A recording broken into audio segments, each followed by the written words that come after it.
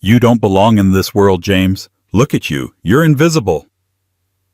Those were the last words Julian whispered to his wife, gripping her arm hard enough to bruise right in the center of London's most exclusive gala. He thought he was clearing the way for his success, cutting off the dead weight of his modest, quiet marriage to impress the elite. He opened the heavy oak doors and shoved her into the cold night, convinced he had just saved his reputation. He had no idea that the fleet of armored Rolls-Royces pulling up to the curb wasn't for the Prime Minister. He didn't know that the man stepping out wearing the royal crest of Calum was looking for his lost daughter. Julian had just evicted his wife, moments before the king arrived to kneel at her feet. The chandeliers inside the grand ballroom of the Kensington Palace Hotel did not just sparkle, they seemed to judge. Every crystal prism caught the light of 1,000 flashbulbs, refracting it onto the diamonds and silks of London's upper crust. The air smelled of expensive perfume, Chanel No. 5 Santal 33, and the metallic tang of old money. Julian Thorne adjusted his bow tie in the reflection of a passing waiter's silver tray. He was handsome, undeniably so, with the sharp jawline of a man who had fought his way up from the gritty streets of East London to the polished boardrooms of Canary Wharf. But tonight his eyes were darting nervously, scanning the room for approval. "Stop fidgeting, Julian," a soft voice said beside him. He looked down. James stood there, her hands clasped tightly in front of her. She was wearing a dress of pale blue chiffon. It was simple, painfully simple, compared to the structural avant-garde gowns worn by the wives of the investors Julian was trying to woo. It was a dress off the rack, likely from a high street store, which she had tailored herself to fit her slender frame. "I'm not fidgeting." Julian snapped his voice a low hiss so as not to alert the nearby guests. "I'm strategizing. And you're standing on the hem of your dress. You look like a schoolgirl lost at a museum." James flinched, but her expression remained calm. Her eyes, a striking shade of violet blue, held a depth that Julian had never quite bothered to explore. "I'm just trying to support you, Julian. You said this night was important." "Important, James? This is the Crimson Charity Ball. Lord Holloway is here. The Duke of Sussex is rumored to make an appearance. My entire merger with Sterling Corp depends on me looking like I belong here." He took a sip of champagne, his knuckles white against the glass. "And honestly, James, you're making it very hard to look the part." James looked down at her shoes, simple nude heels scuffed slightly at the toe. "I thought I looked nice," she whispered.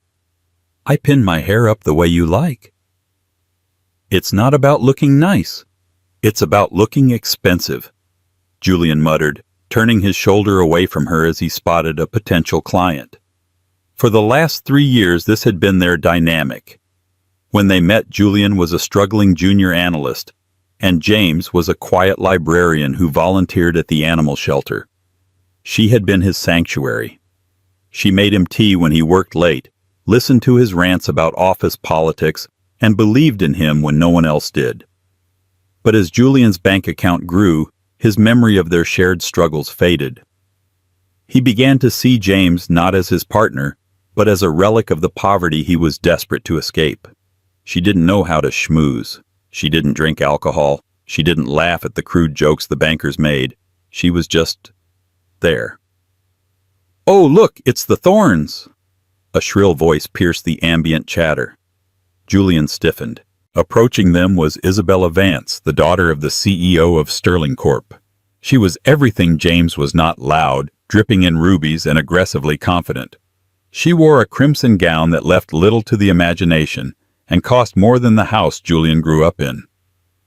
"Isabella," Julian said, his voice instantly transforming into smooth velvet. He took her hand and kissed the air above it. "You look breathtaking tonight." Isabella smirked, her eyes sliding dismissively over James. "And you brought the little wife. How quaint." She leaned in, whispering loud enough for James to hear. "Is that the same dress she wore to the Christmas party last year, Julian, really? Sustainability is a trend, but poverty isn't." Julian's face flushed a deep crimson. "It's a favorite of hers. Sentimental value. How boring! Isabella sighed, linking her arm through Julian's, effectively cutting James out of the circle. Come, Julian. My father is over by the bar talking to the senator. He wants to ask you about the Q3 projections. You can explain it better than your emails. Julian hesitated for a fraction of a second. He looked at James. She was standing alone now, buffeted by the crowd, looking small and fragile. A decent husband would have included her. A loving husband would have defended her. But Julian Thorne was a hungry husband. Stay here, he ordered James, his voice cold. Don't talk to anyone. Don't embarrass me. I'll be back. He allowed Isabella to drag him away, leaving his wife standing alone in the middle of the ballroom floor under the judging glare of the chandeliers. James watched him go, a strange, sad smile touching her lips. She reached up and touched the small silver locket she always wore hidden beneath her dress. He really doesn't know, does he? She whispered to herself. An hour passed. James had retreated to the edge of the room, standing near a large potted fern, nursing a glass of sparkling water. She watched Julian work the room. He was in his element, laughing, shaking hands, oozing charisma. He looked like a king in his own mind. She checked her watch. A battered leather-strapped piece that looked archaic next to the Rolexes in the room. 9:45 p.m. They should be close, she thought. I tried to tell him. I tried to warn him. She had attempted to speak to Julian that morning. She had sat him down at their breakfast table and said, Julian, my family, they might be coming to visit soon. There are things I haven't told you. But Julian had been on his phone checking stocks. James, I don't have time for your country cousins coming to beg for money. Keep them away from the house while I'm closing this deal. He hadn't listened. He never listened anymore. Suddenly, Julian appeared in front of her. He wasn't smiling. He was sweating, and his eyes were wide with a mix of panic and fury. What are you doing standing here? He hissed. I'm doing what you said, Julian. I'm staying out of the way. Well, you're not doing a very good job. Lord Harrington just asked me who the depressing woman in the blue rag was. He thought you were the hired help. Julian wiped his forehead with a silk handkerchief. Do you have any idea how humiliating that is? I am trying to close a £50 million deal, and you look like you wandered in from a charity soup kitchen. The cruelty of his words caused a hush in the immediate vicinity. A few guests turned their heads, their eyebrows raised in amusement. This was the entertainment they loved, a domestic squabble among the nouveau riche. James straightened her spine. For the first time all night, the submissive posture vanished. She looked him in the eye, and the violet in her irises seemed to darken. My dress is clean, Julian, and I am your wife. If that embarrasses you, that is a deficiency in your character, not my attire. Julian blinked, stunned by her sudden defiance. Then his anger spiked. He grabbed her arm, his fingers digging into her flesh. I don't have time for your sudden backbone, James. You are ruining this night. Isabella's father is watching. I can't have you dragging down my stock value with your presence. He began to pull her toward the grand double doors of the exit. Julian, stop, James said, her voice calm but firm. You are making a scene. I'm making a command decision, he spat. You're leaving, now. They reached the foyer. The doorman, dressed in red livery, looked away uncomfortably. Julian practically threw the cloakroom ticket at the attendant. Get her coat. The gray trench coat, the cheap one. Julian, James said, pulling her arm free. She stood in the center of the foyer, the cold wind from the revolving doors hitting her back. If you send me away tonight, you cannot ask me to return. Think very carefully about what you are doing. Julian laughed. It was a harsh, brittle sound. Ask you to return, James. Look at this place. Look at me. And look at you. We are in different stratospheres. Go home to the apartment. Pack your things. I think it's time we discussed a separation. I need a partner who fits my future, not my past. The words hung in the air, heavy and final. James stared at him for a long moment. There were no tears in her eyes, only a profound sense of disappointment. She took the coat from the attendant, but she didn't put it on. She draped it over her arm. "Very well, Julian," she said softly. "I will leave. But remember, you were the one who opened the door." "Just go." Julian waved his hand dismissively, turning his back on her to head back into the warmth of the party, back to Isabella and the money. James turned to the heavy glass doors. The doorman pushed them open for her. Outside, the London rain was coming down in sheets. It was a miserable night. James stepped onto the pavement, the water instantly soaking her thin shoes. She stood there for a moment, looking up at the gray sky. Inside, Julian grabbed a fresh glass of champagne, fixing his smile. "Apologies," he said to Isabella, who was waiting for him. "Just taking out the trash." Isabella laughed, clinking her glass against his. "To upward mobility, darling." "To the future," Julian agreed. And then the ground shook. It wasn't an earthquake. It was the sound of engines. Massive, powerful engines. The chatter in the ballroom died down as blue and red lights flashed against the high windows, washing out the warm glow of the chandeliers. But these weren't police lights. They were accompanied by the deep, rhythmic thrum of motorcycles, dozens of them. Julian frowned, walking toward the window overlooking the entrance. What is going on? Is there a fire? Below, the street had been cleared. Traffic was halted in both directions. A phalanx of police motorcycles, their sirens blaring in succinct bursts, formed a V formation. Behind them rolled a convoy that made the luxury cars of the guests look like toys. 6 black armored SUVs with diplomatic flags on the hoods. And in the center, a vehicle that was rarely seen on public streets, a Bentley state limousine, elongated and reinforced, flying a flag of deep royal purple with a golden falcon crest in the center. "The Prime Minister," someone whispered. "No," Lord Harrington said, stepping up beside Julian, his face pale. "That's a royal standard, but not British. That's the crest of Ethelgard." Julian squinted. "Ethelgard, the small European kingdom, the one with the trillions in diamond reserves." "The same," Harrington murmured. "But what on earth are they doing here?" Julian felt a strange knot form in his stomach. He looked down at the entrance. The convoy had stopped right in front of the hotel. The doormen were scrambling, unrolling a red carpet that seemed to have materialized out of nowhere. Men in dark suits with earpieces jumped out of the SUVs, securing the perimeter with military precision. They pushed back the paparazzi who had been waiting for the minor celebrities inside. Then the back door of the Bentley opened. A man stepped out. He was tall, imposing, with silver hair and a beard that was neatly trimmed. He wore a dark tailored suit that probably cost more than Julian's entire car. But it was the sash across his chest, purple and gold, and the small, intricate crown pin on his lapel that gave him away. King Alaric III of Ethelgard, the man known as the Iron Monarch. But the king didn't walk toward the hotel entrance. He didn't look at the cameras. He looked at the solitary figure standing in the rain, wearing a soaking wet blue chiffon dress and holding a gray trench coat. Julian pressed his face against the glass. That's James." Isabella laughed nervously behind him. "What is she doing?" "She's blocking the king's paths. She's going to get arrested." "Oh, this is perfect. Julian, your wife is about to be tackled by the royal guard." Julian watched, his breath fogging the glass.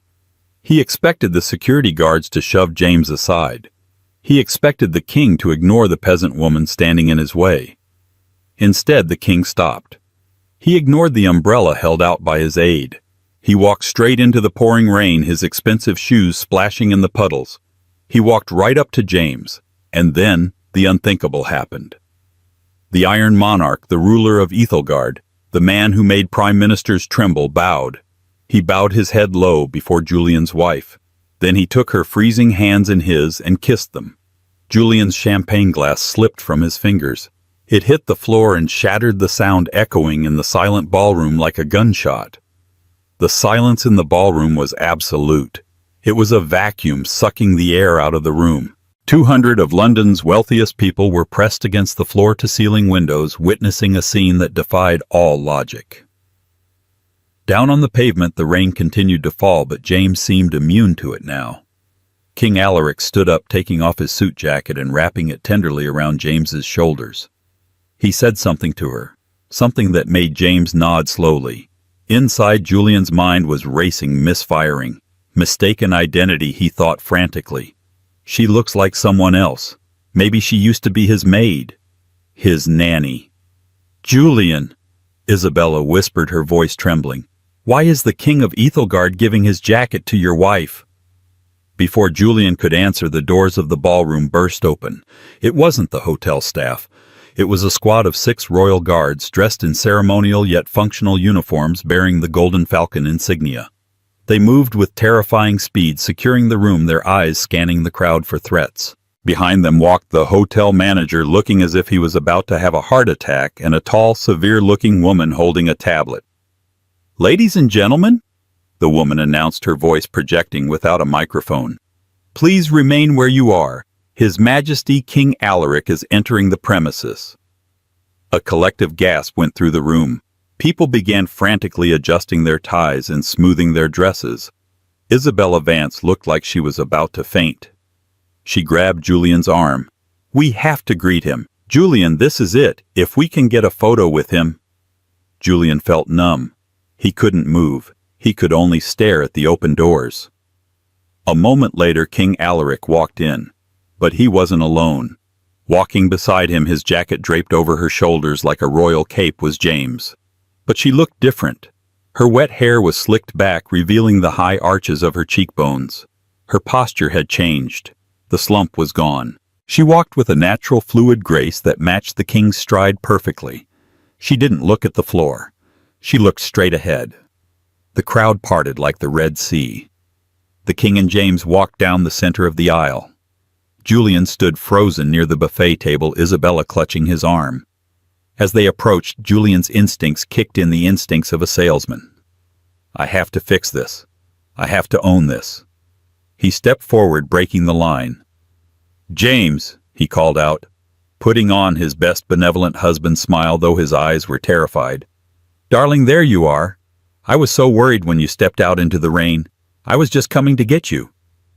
He reached out a hand to touch her shoulder, to claim her, to show the king that she belonged to him. Snap! Before his hand could get within 6 inches of James, a guard moved with lightning speed. Julian's wrist was caught in a grip of steel. He was twisted around and forced to his knees in front of the entire assembly. "Let him go," James said. Her voice was calm, but it carried a tone of authority Julian had never heard before.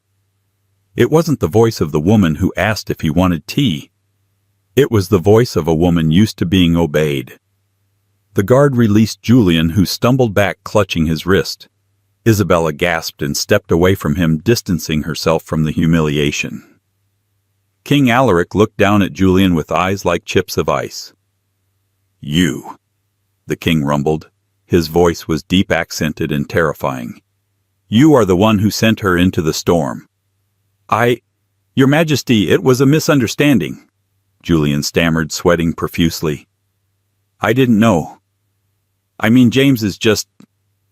She's my wife." "Your wife?" The king let out a short, humorless laugh. He turned to the crowd, addressing the room. "You all see a woman in a simple dress," King Alaric announced. "You see someone you thought was beneath you, someone you mocked." He glared at Isabella, who shrank behind a waiter. "But I see my blood," Alaric continued. He placed a heavy hand on James's shoulder. "Allow me to introduce you properly. This is not merely James Thorne. This is Her Royal Highness Princess James Aurelia of Ethelgard, Duchess of the Northern Isles, and the heir to my throne." The shockwave was palpable. A glass dropped in the back of the room. "Princess," Julian whispered the word, tasting like ash in his mouth. "But you worked at a library. You lived in a studio apartment in Hackney." James turned to face him. Her expression wasn't angry. It was pitying. "I left the palace 5 years ago, Julian," she said softly. "I wanted to know if people could love me, not for my title, not for the diamond mines or the crown. I wanted a life of truth." She took a step closer to him. When I met you, I thought I found it. You were hungry, but you were kind. You had nothing, and you shared it with me. I love that man. She glanced at Isabella, then back to the terrified guests. But money didn't change you, Julian. It revealed you. You fell in love with the reflection of yourself in a golden mirror, and you forgot the woman holding it for you. James, wait, Julian pleaded, reaching out. I didn't know. If I had known. That is exactly the point, the king interrupted, his voice booming. If you had known, you would have treated her like a queen. But a true king does not need a title to recognize nobility. You treated her like garbage because you thought she had no value, and that Mr. Thorne is why you will never sit at my table. The king turned to James. Are you ready, my daughter? The plane is waiting. James looked around the room. She looked at the faces of the people who had sneered at her for years, the bankers' wives, the socialites, Isabella. They were all bowing now, curtsying awkwardly, terror in their eyes. She looked at Julian one last time. He looked small, pathetic. I'm ready, father, she said. She turned and walked away, the heavy oak doors swinging shut behind her, leaving Julian Thorne kneeling on the carpet, surrounded by the shattered glass of his own ambition. The heavy oak doors of the Kensington Palace Hotel ballroom had swung shut, but the vibration of their closing seemed to ripple through Julian Thorne's entire body. He was still on his knees. The damp spot on the carpet where James's wet shoes had stood was the only physical proof she had been there at all. For 10 seconds, the room was dead silent. Then the whispers started.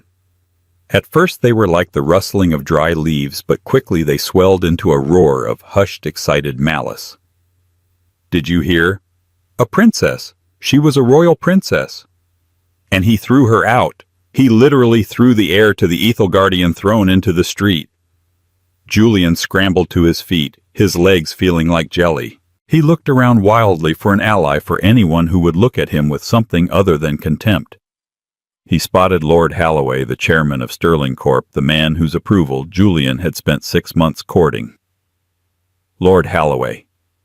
Julian gasped, rushing toward the older man near the bar. My lord, you must understand. It was a domestic dispute. It has nothing to do with the merger. I am still the same man who... Lord Holloway didn't just turn away. He recoiled. He set his whiskey glass down on the table with a sharp clack. Mr. Thorne, Holloway said, his voice carrying effortlessly over the crowd, Sterling Corp prides itself on judgment. We invest in men who can spot value, men who can see the future. Holloway stepped closer, his face a mask of cold disgust. You had a diamond in your house, and you treated it like a pebble. If you are too blind to see the worth of your own wife, how can I trust you with my shareholders' millions? But it's just a marriage. It's personal, Julian pleaded. In our world, Julian, everything is personal, Holloway snapped. The deal is dead. Do not contact my office again. Julian watched as Holloway signaled to his entourage and walked out. The dominoes were falling fast. Julian, a voice purred beside him.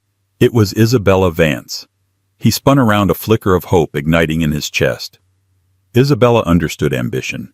She understood the game. Isabella, thank God. You understand, don't you? It was a mistake. I can fix this. If I just get to Ethelgard, if I explain... Isabella laughed. It wasn't the flirtatious titter she had used earlier. It was a dry, mocking sound. She reached out and plucked the silk handkerchief from Julian's pocket, the one he had used to wipe his sweat, and dropped it on the floor. You really don't get it, do you? She said, her eyes glinting. I liked you because you were a shark, Julian. A winner. But tonight, you're not a shark. You're the bait, and you stink of desperation. She leaned in close, her perfume cloying and sweet. Social suicide isn't a good look on a man. Delete my number. She turned on her heel and walked away, her crimson dress swishing like a blade. Within 20 minutes, the ballroom was empty. The staff began clearing the tables, avoiding eye contact with the man standing alone in the center of the room. Julian walked out into the London night. The rain had stopped, but the air was freezing. His car was there, but he didn't get in. He walked. He walked for hours, his tuxedo shoes blistering his feet until he reached their apartment in Canary Wharf. It was a sterile, modern penthouse, all glass chrome and gray leather. It was the home he had insisted they buy because it looked the part. He opened the door. "James," he called out of habit. Silence answered him. He walked into the bedroom. Her side of the bed was made perfectly. He opened her closet. It was mostly empty. She hadn't taken much, just her old clothes. The expensive dresses he had forced her to buy for appearances were still hanging their tags on ghost-like. On her bedside table there was no note, no dramatic letter of goodbye. There was just a small velvet box. Julian sat on the edge of the bed, his hands trembling as he opened it. Inside was the cheap silver engagement ring he had bought her 3 years ago when he was a junior analyst with debt up to his eyeballs. He remembered the day he gave it to her. They were eating takeaway fish and chips on a park bench. He had apologized for how small the diamond was. "It's the biggest thing in the world to me, Julian," she had said, her eyes shining, "because it came from you." He stared at the ring now. Beside it, tucked into the velvet lining, was a small, folded piece of paper. He unfolded it. It was a receipt from a pawn shop dated 3 months ago. Item: gold heavy chain necklace. Value £450. Julian frowned. Why would she pawn a necklace? He gave her an allowance. A small one he was controlling with money, believing she wouldn't understand how to invest it, but enough for groceries. Then he saw the second receipt underneath. Payment: bespoke tailoring services for J. Thorne. Suit alterations for Crimson Gala. Cost £450. Julian stopped breathing. He remembered complaining about the fit of his tuxedo. He remembered shouting that he didn't have time to go to a tailor. He remembered coming home one day to find the suit perfectly altered hanging in his closet. He had assumed she used the household money. She had sold the only piece of jewelry she owned from her childhood, a gold chain she never took off to fix his suit for the party where he kicked her out. A guttural sound ripped from Julian's throat. He fell back onto the bed, curling around the cheap silver ring, and for the first time in 10 years, Julian Thorne wept. He didn't weep for the lost deal.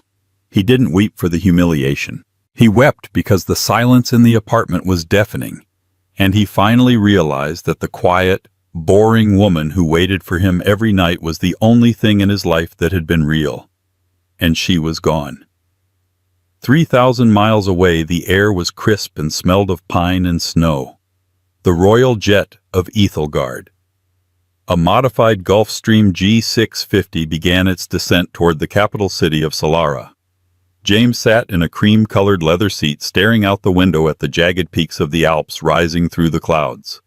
She was no longer wearing the wet blue dress. She had been changed into a cashmere lounge suit of soft ivory. Her hair was dried and pinned back with a diamond clip.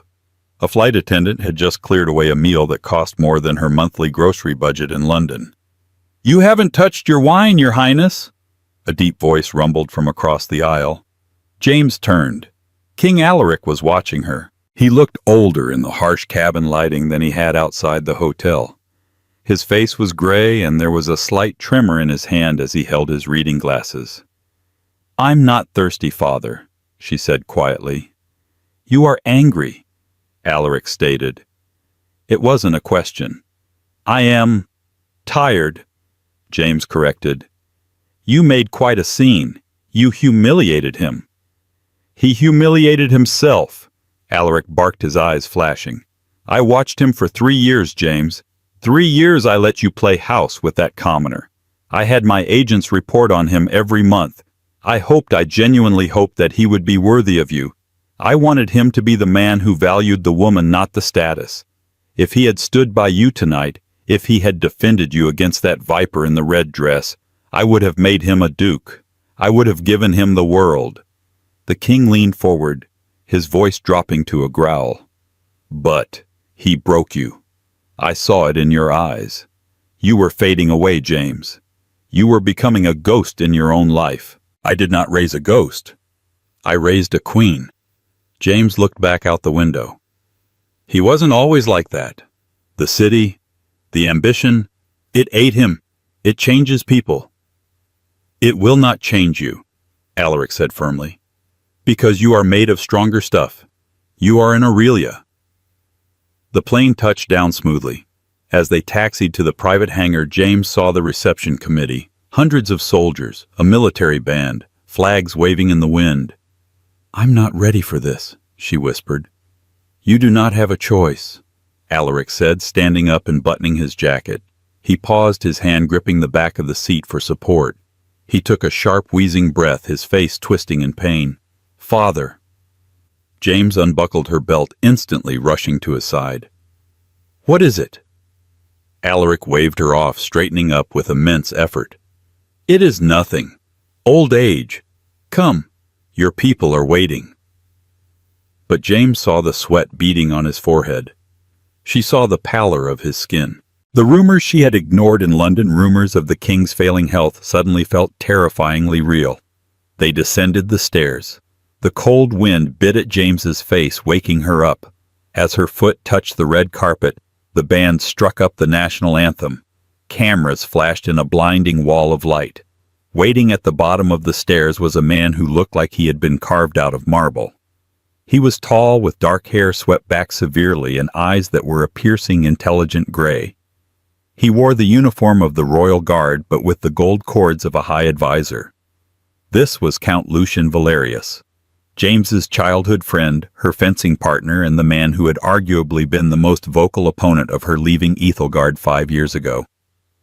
Lucian bowed, stiff and formal. "Welcome home, Your Highness." "Hello, Lucian," James said, trying to smile. Lucian didn't smile back. His eyes scanned her face, searching for weakness. "You look thin," he noted bluntly, "and tired. London did not agree with you." "It was an educational experience," James parried. "I am sure," Lucian said dryly. He fell into step beside her as they walked toward the waiting limousine. "The council is convened. We have a briefing in 1 hour regarding the border disputes with Bravia and the trade embargoes." 1 hour? James blinked. "Lucian, I just landed. I need to shower. I need to sleep." Lucian stopped walking. He turned to her, and for a second his mask slipped, revealing a desperate intensity. "The king collapsed twice last week, James. The doctors give him 6 months. Maybe less." James felt the blood drain from her face. She looked at her father, who was waving to the crowd, looking strong and invincible. "He didn't tell me." "He doesn't want you to worry," Lucian said. "But I need you to worry, because the wolves are circling. The Duke of Westphal is already challenging the succession, claiming you abandoned your duty by running off to play housewife in England. If you want to keep this throne, if you want to protect your father's legacy, you cannot sleep. You have to rule, starting now." James looked at the palace looming in the distance, a fortress of stone and glass on the edge of a cliff. It was beautiful, but it was a prison. In London she was invisible. Here she was a target. "I understand," James said, her voice hardening. She lifted her chin. "Take me to the council." 2 weeks later, the palace gardens. James sat on a stone bench surrounded by winter roses.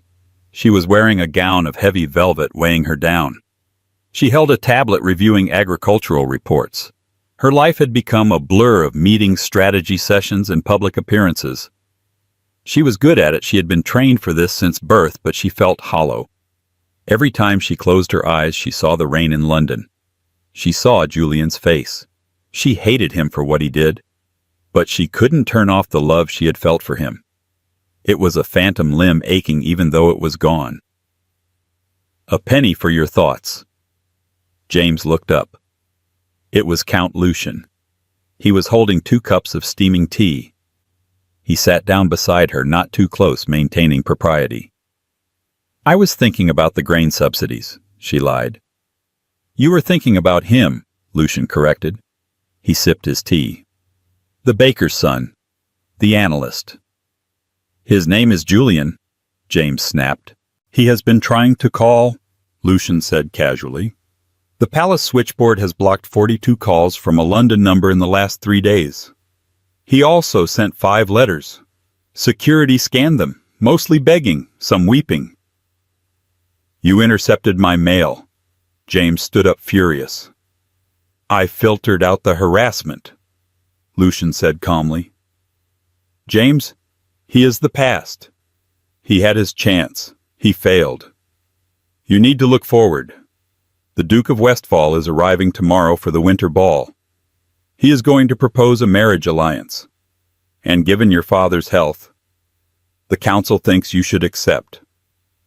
Westfall, James scoffed. He's 40 years older than me. He's cruel. He has the largest army in the region, Lucian pointed out. Marrying him secures the throne without bloodshed. I will not marry for an army, James said. I did that once. I married for love, and look where it got me. I won't make a mistake again. Then what will you do? Lucian asked. Because you need a consort, a king by your side to silence the dissenters. If not Westfall, then who? James looked at the gray sky. I don't need a king, Lucian. I need to be the queen. Lucian sighed. Idealism is a luxury we cannot afford right now. He stood up to leave. Oh, one more thing. Security reported an intruder at the border checkpoint this morning. Someone trying to enter the country without a visa, claiming to be your husband. James's heart stopped. Julian. He was turned away, obviously, put on a train back to Zurich. He has no money, no influence, and no way in. Lucian looked at her meaningfully. He is persistent. I'll give him that. But he is a gnat hitting a windshield. Forget him, James. Lucian walked away, leaving James alone in the cold garden.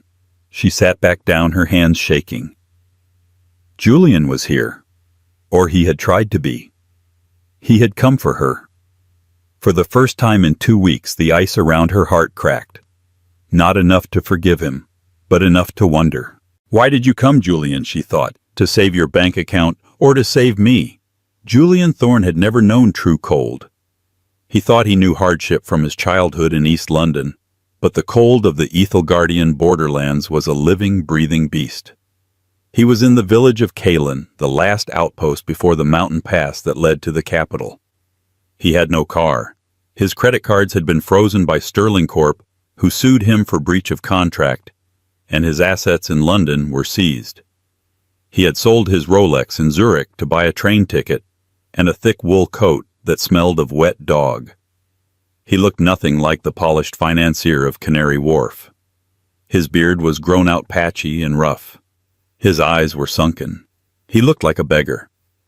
You can't cross the pass, outsider, the innkeeper said, wiping down the wooden bar. The blizzard is coming. Even the goats don't go up there today. Julian warmed his hands around a mug of cheap broth. I have to get to Solara. To the palace, the innkeeper laughed. To see the Princess, you and every other dreamer. They say she's to be betrothed to Duke Westfall on the night of the winter solstice. That's in 2 days. The roads are closed for the royal convoy. Julian froze. Westfall. In the last week of hitchhiking and sleeping in train stations, Julian had heard the name Westfall whispered everywhere. The people feared him. They said he was taxing the farmers into starvation to fund his private militia. They said he was waiting for the king to die so he could turn the kingdom into a military state. If James married him, she wouldn't be a queen. She would be a prisoner. Again. I need to get there, Julian whispered. Is there another way? A service road, a trail? Only the pilgrims climb, an old man in the corner muttered. The old path over the ridge, but it's steep, and with the snow. Show me on the map, Julian said, standing up. He didn't do it for ambition. He didn't do it because he thought she would take him back. He did it because he remembered the look in her eyes at the gala, the look of someone totally alone. He had put that look there. And he would die before he let another man put it there again. High in the palace of Solara, the atmosphere was suffocating. King Alaric was confined to his bed. His breathing was shallow, the heart monitors beeping a slow, irregular rhythm. James sat by his side, holding his hand. "You must secure the future." Alaric wheezed, his grip weak. "Westfall is dangerous, but without him, civil war. I can handle Westfall, father." James promised, though she didn't believe it herself. The doors opened and Duke Westfall entered. He was a large man with a face that looked like it had been chiseled from granite and cold, predatory eyes. He didn't bow to the dying king. He nodded curtly to James. "Your Highness," Westfall said, his voice booming in the quiet room. "The council grows impatient. The engagement papers must be signed before the solstice ball tomorrow night. The people need stability. The people need a king who is still breathing," James hissed, standing up to block his view of her father. "Have some respect." Westfall stepped closer, invading her personal space. "Respect is earned through power, James. You have none. You are a librarian who played dress-up. Without my army, the southern provinces will revolt. Sign the papers, marry me, or watch your kingdom burn." He turned and left, leaving the threat hanging in the air. James sank back into the chair. She felt a tear slide down her cheek. She touched the empty spot on her neck where her mother's locket used to be, the one she had sold. She felt completely stripped of defense. "Lucian!" she called out. Count Lucian appeared from the shadows. "Is there no dirt on him?" she asked desperately. "No scandal? No corruption we can use to blackmail him?" "We have looked, Your Highness," Lucian said, his face grim. "His books are impeccable. He hides his theft well. We know he is stealing from the treasury, but we cannot prove it. Without proof, we cannot arrest a duke. We need a financial miracle." The miracle was currently freezing to death on the side of a mountain. Julian slipped his knee, slamming into the jagged rock hidden beneath the snow. He screamed in pain, the sound swallowed by the howling wind. He was 3,000 meters up. The air was thin. His fingers were blue. He dragged himself up. "Keep moving. If you stop, you die." He thought about the night he met James.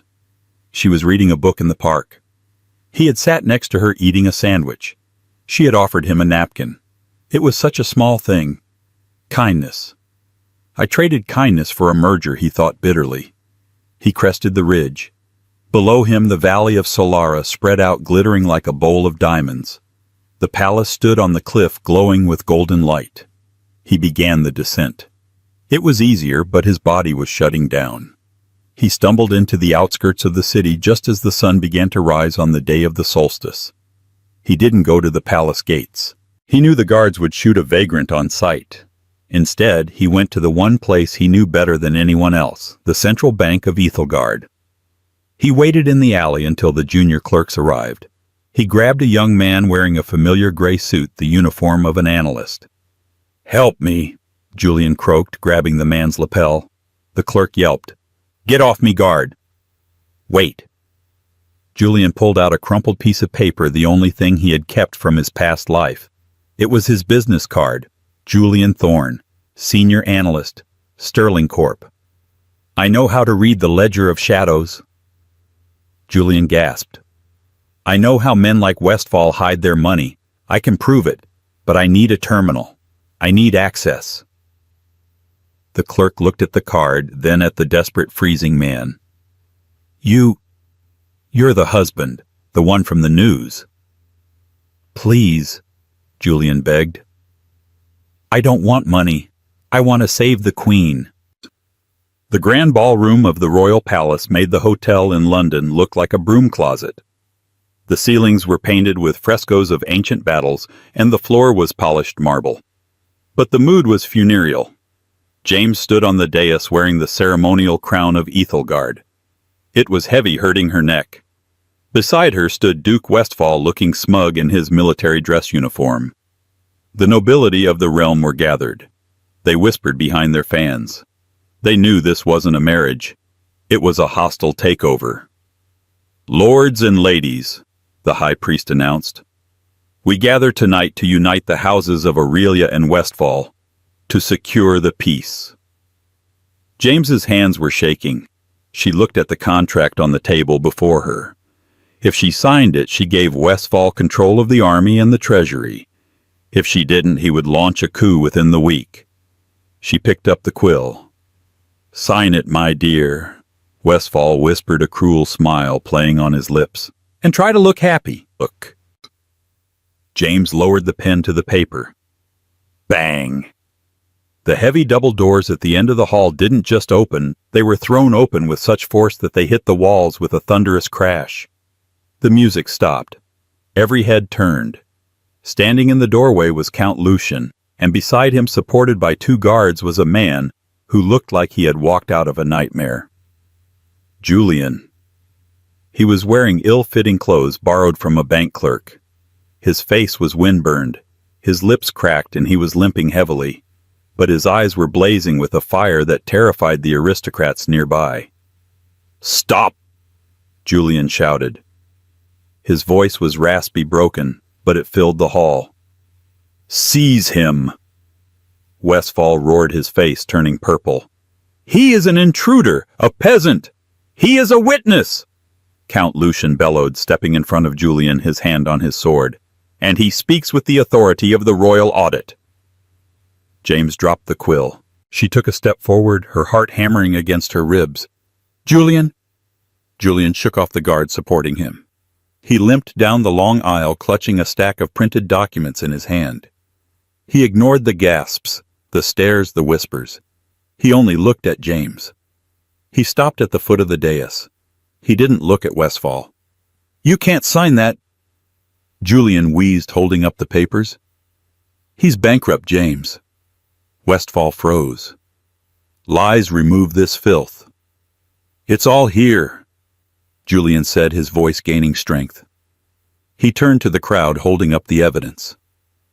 "I spent the last 6 hours tracing the shell companies. The Duke of Westfall hasn't been funding the army with his own money. He's been leveraging the kingdom's debt against offshore accounts in the Cayman Islands. He's not rich. He's a fraud.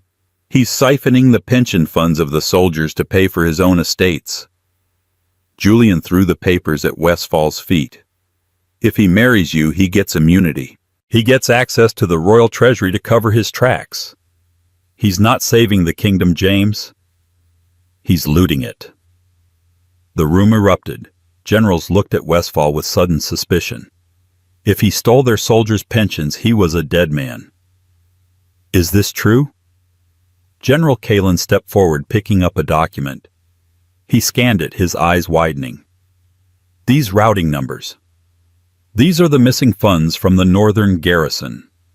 Westfall drew his sword. "This is treason. I will not be judged by a foreign beggar." He lunged toward Julian, the blade gleaming. James didn't think. She didn't scream. She moved. She grabbed the heavy ceremonial scepter from the table, a rod of solid gold, and swung it with all the force of her pent-up rage. It connected with Westfall's wrist with a sickening crack. The sword clattered to the floor. Westfall howled, clutching his arm. "Guards!" James screamed, her voice echoing with the power of a true queen. "Arrest this traitor!" Count Lucian and General Kalin were on him in a second. Westfall was tackled, subdued, and dragged away, shouting curses.